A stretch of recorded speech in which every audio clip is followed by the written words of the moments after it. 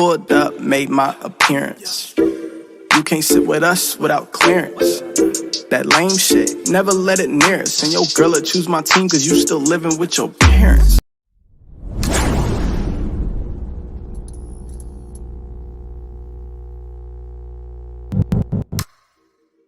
Welcome to another episode of the Commissioner's Corner, your third episode so far in the season.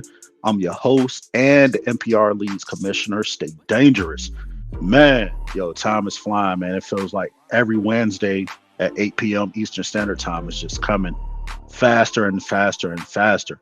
But not going to hold you guys on. Man, last week's episode, we touched on a plethora of things, just like we do every Wednesday. But today, this is all about what is a good or bad trade. What is really a good or bad trade? What do you think about that? When you think about that in fantasy football, when you think about that right after the draft, teams seem to and league guys seem to, just want to trade. They definitely, we all want to get the upper hand, get the best player that's available, or get that player that, man, I didn't get him in the draft, but maybe if I trade this piece, I can get that player that I want. So what is a good or bad trade in this new episode this week? Let's go. All right, two speculative trades that are both dangerous propositions. That is the buy low, sell high. It's almost like stock trading. I'm a Forex guy. I'm stock options and stuff like that runs and in my household. So it's almost pretty much the same thing. Buy low, sell high. Is exactly what it sounds like. Buy low. It's entertained when players are not doing good, but have the potential or have substantial fantasy impact that might be target for reliable point getters with a high ceiling. Buy low. It's entertained when players are not doing good, but have the potential or substantial fantasy impact that might be targeted for reliable point getters with a high ceiling. Sell high. It's dangerous because its owners tend to miss the principal rule of trading, trying to execute. So they missing the principal rule of trading while trying to execute. So like it says, it's almost like that player is nice, but it's almost like you oversell them for maybe two good other pieces, and that transaction is selling high, or that transaction could very well potentially be lopsided. So it's basically in the red, only saying trade a player that you could reasonably replace. So a lot of guys, especially in our league, but it's fantasy football around the world. A lot of guys I've seen, so many, even myself, like we see that one player that we know, man, based off projections, based off the numbers, what they did last season, what they did the season before. Okay, I'm going to trade this guy, but I'm going to put him on the market, and I'm going to try to get at least either one good player for him. But most of the time, it's two or three players for that one. So that's the sell high. It is dangerous, like it says, because it'll definitely put you in that position where you think this player is just, he's going to do what he do. But we tend to forget, us fantasy guys and girls tend to forget, man. It's so many intangibles that happen inside the fantasy season. Suspensions, players getting hurt, uh, quarterbacks not really throwing to that player anymore, or running the ball with that player anymore. Coaches got their lineups or their substitutions or what have you. It's the intangibles. We know about those. So those two speculative trades that we see right here, it means what it says. They are both hold dangerous propositions. Like, even when the buy low is, it's just the reverse of the sell high. You got a player that you want to get rid of just because he's not doing good, but hey, here's the potential in him. With that being said, let's go over to the next slide, and this will show definitely what I'm talking about. Cincinnati Bengals wide receiver Jamar Chase led the list of players last season who were most overvalued by a round to his inconsistent outputs and competition for targets with teammate T. Higgins. And we can add in there Joe Mixon running the ball, and Tyler Boyd. Tyler Boyd showed up last year. So Jamar Chase was one of those players, just like Cooper Cup. Cooper Cup that year that they made that run, you know, he broke all types of records, and the Rams beat the Cincinnati Bengals in the Super Bowl. Cooper Cup and Matthew Stafford were they called, I always say they called lightning in a bottle. But Cooper Cup was hurt last year. So, we could go back to in my league guys, the two dual champs, the two co-champs, and Pity Pat Patton and Pluto Astronaut. That is definitely how Pluto Astronauts acquired Cooper Cup before the season started. He traded Cooper Cup to Pity Pat. Pity Pat needed a wide receiver. He went high on him. He gave him Pat Mahomes. And I think Josh Jacobs was in that trade too. But, just those two right there, he gave him Pat Mahomes for Cooper Cup. Cooper Cup, didn't show up for him, even though he made it to that championship game or whatnot. But still, it's the level of, do we believe in these opinionated projections and predictions of these players? I know me personally, I'm gonna be honest with you. I don't, man. I don't anymore. I used to, as I'm getting older, as I'm, getting into, multiple seasons playing fantasy football, man. I think I'm close to 10 years now playing fantasy football. Man, I don't really look into the consensus anymore telling me, hey, this player is going to do this player is going to do that. Just because they had a bad season last year, they're ranked low on the draft board. Or, we can look at CMC. CMC been hurt a few years or whatever, injury prone. He came back and did his thing after he was traded to the San Francisco 49ers. But, they might have him as the number one running back last year. I mean, this upcoming season. I look at that and I'm like, how? How, you know what I'm saying?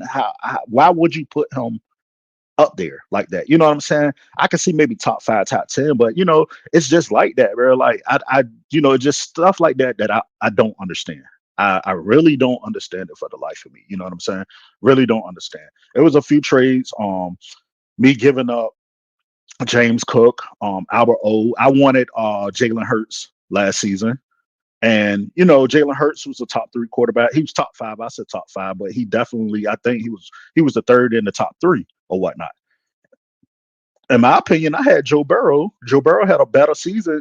He was deemed, if I'm not mistaken, as the best fantasy quarterback last year because of his weapons. Not taking anything away from Jalen Hurts, but the player that I was trading him for, or the team in our league that I was trading him for, it caused an uproar where he needed depth.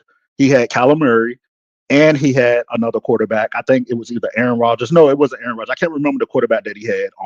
I can go back and bring it up, but I do know he had 3 quarterbacks. So he used Jalen Hurts as trade bait. He wanted depth.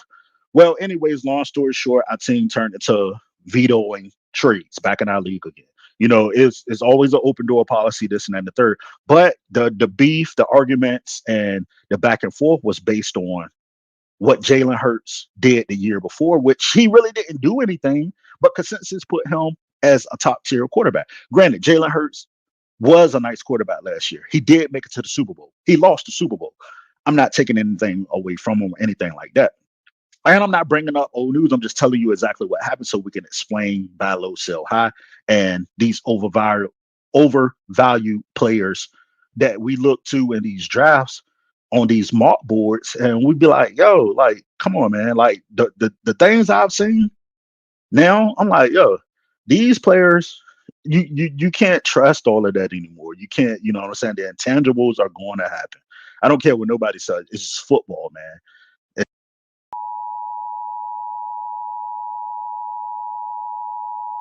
Excuse me, I'm back. So I just um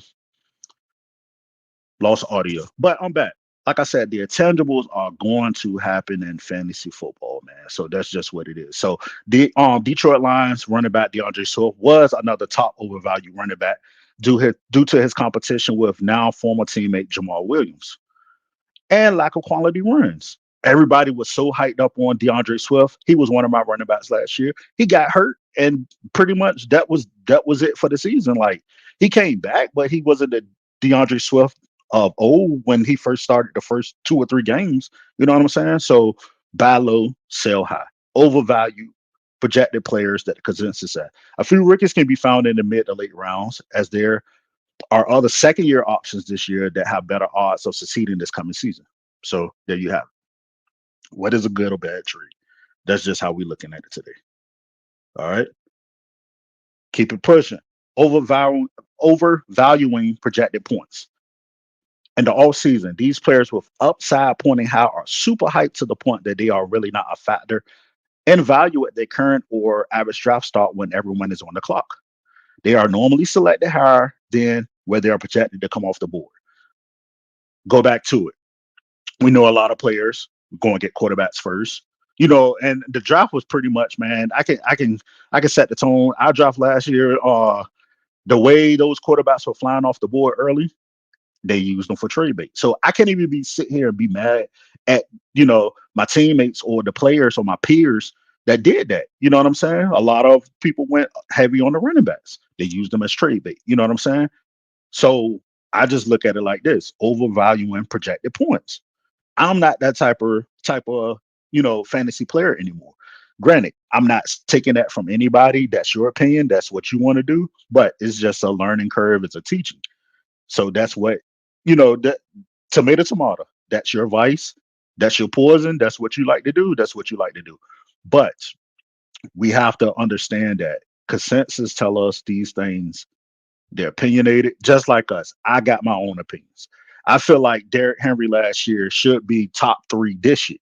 He wasn't last year, but he might not even make top 5. But that's my opinion. Get what I'm saying? So that's how I'm looking at it, man. So moving on. Basically, in my opinion, like I said, these players are super duper overhyped. So I'll leave it at this. Vetoes should only be used for cases of collusion. I said conclusion. Vetoes should only be used for cases of collusion. I heard that word plenty of times in these politics, but yeah, that's just what it is. If you don't know what collusion is, find your nearest dictionary. It's basically what it is, man. Two players getting together, making moves.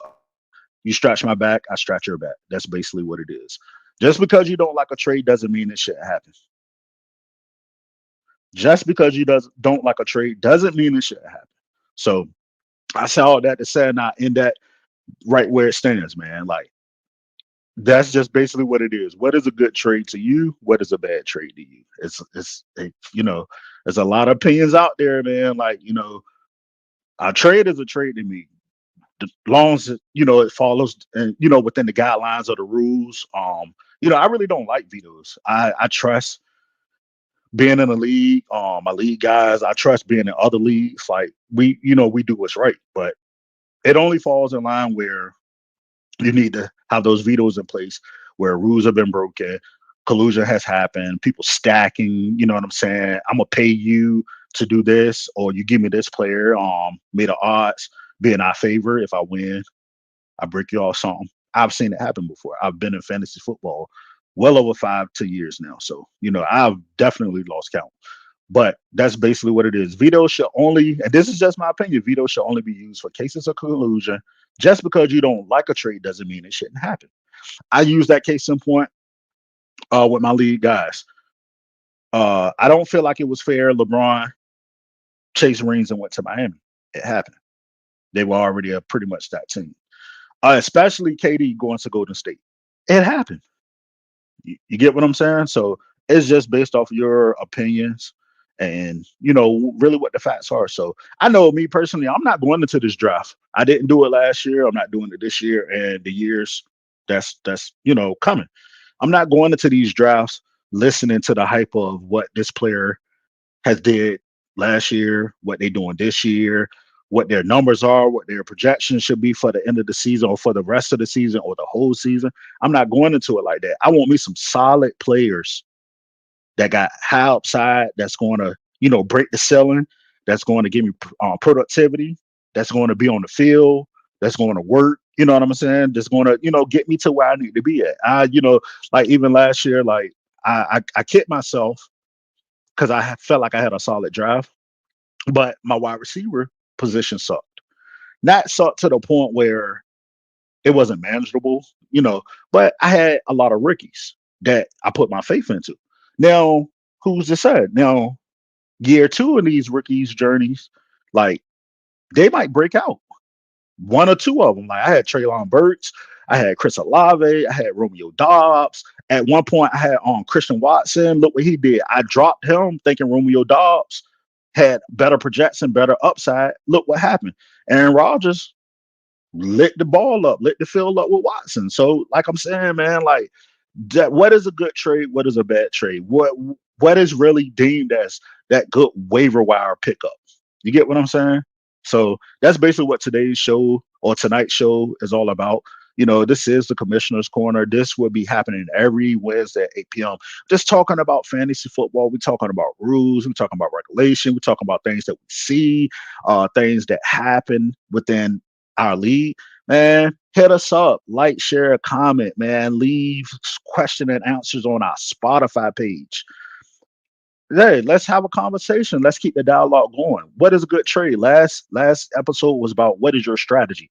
What do you like to do? What do you deem? Do you go zero running backs, zero wide receiver? Do you use the Cuddy system? You know, do you have your own strategy that you've made up? What do you do? So that's what it's all about in the Commissioner's Corner. This will be broadcasting every Wednesday, 8 p.m. Eastern Standard Time.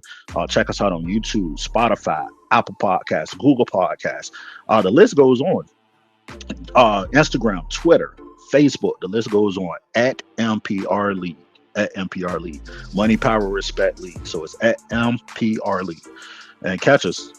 Tune in next week, 8 p.m. Eastern. Peace and love.